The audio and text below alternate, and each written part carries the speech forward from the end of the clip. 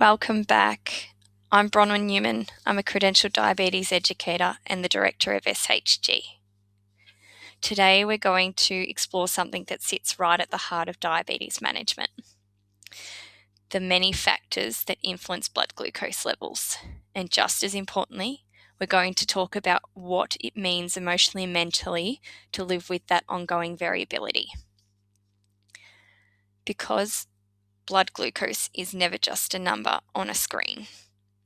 It is physiology, lifestyle, hormones, stress, sleep, grief, resilience, all interacting at once.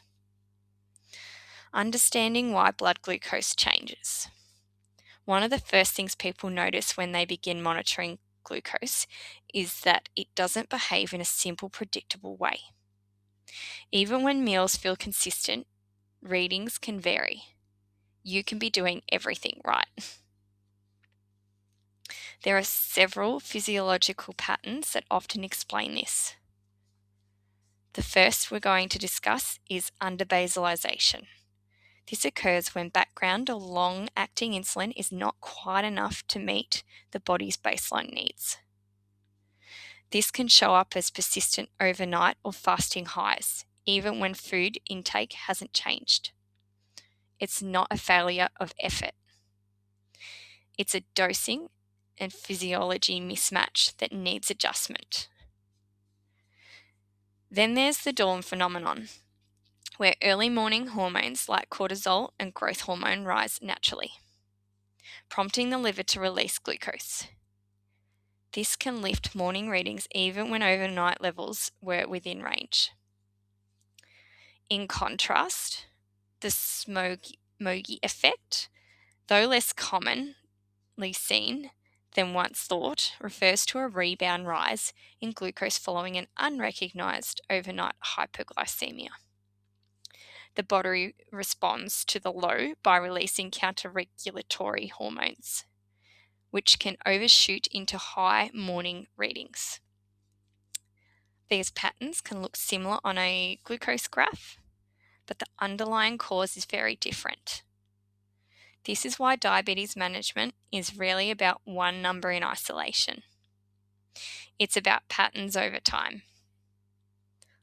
Hypoglycemia fears and the emotional layers of glucose management. We also need to talk about hypofears. For many people, especially those using insulin or sulfonylureas, the fear of low blood glucose can become just as impacting as the high glucose readings. It can influence eating patterns, insulin dosing, sleep quality, and confidence in daily activities. This is not irrational. Hypoglycemia is physically unpleasant and sometimes frightening. But when fears become persistent, it can lead to protective overtreatment, which may actually increase glucose variability. This is where support matters. Not just education about treatment, but reassurance, skill building, and sometimes reworking the plan so it feels safer and more predictable. So let's look at long-term health, the macro and microvascular complications. When we talk about glycemic management, we're also talking about long-term health outcomes. Microvascular complications include or involve small blood vessels affecting the eyes, kidneys, and nerves.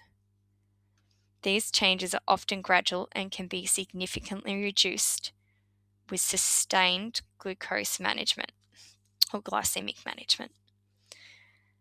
Macrovascular complications involve larger blood vessels. This increases the risk of heart disease, stroke, and the peripheral vascular disease. It's important to say this clearly, but also gently. These risks are not a punishment. They are biological processes influenced by time, genetics, and metabolic health. The goal of care is not perfection. It is reducing risk over time through realistic, sustainable strategies. The importance of collaboration in care. No one manages diabetes alone. A collaborative care approach means working together.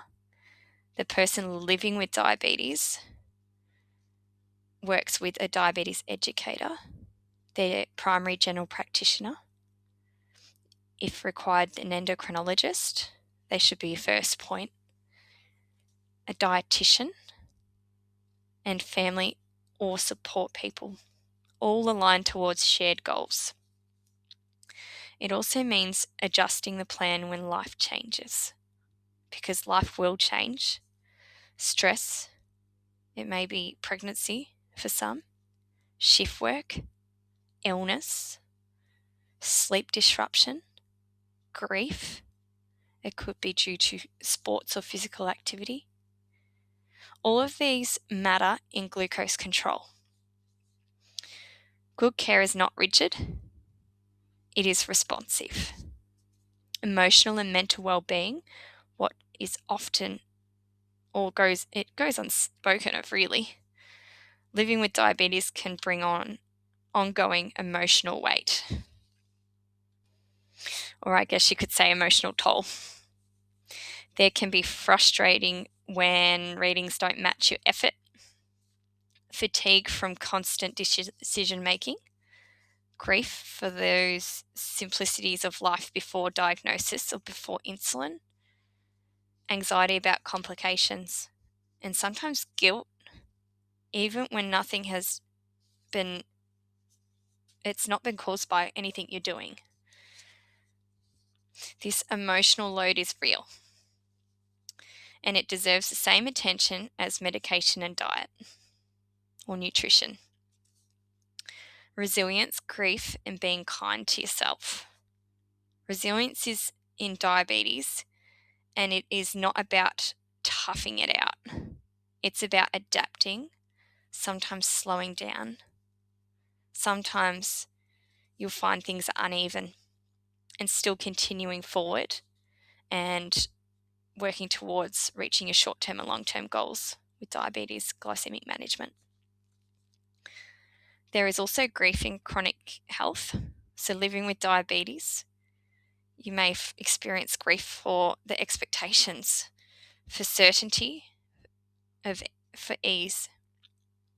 That grief doesn't mean something is wrong. It means something has changed. And within that, there is a space for self-kindness. Not perfection, not constant control, but steadiness, curiosity, and compassion for the process of learning about your body's own needs. Some days will feel clearer and manageable, other days won't. Both belong in the same journey.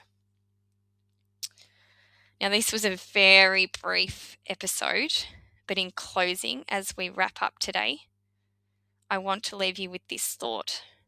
Diabetes management is not just about controlling glucose. It is about understanding patterns, responding with knowledge, supporting your emotional well-being at the same time. You are not expected to do this perfectly. You are expected to do this with support, information, and time. And that combination, not perfection, is what leads to a sustainable health. I would like to thank you for listening, and I'll see you in the next episode. Until next time.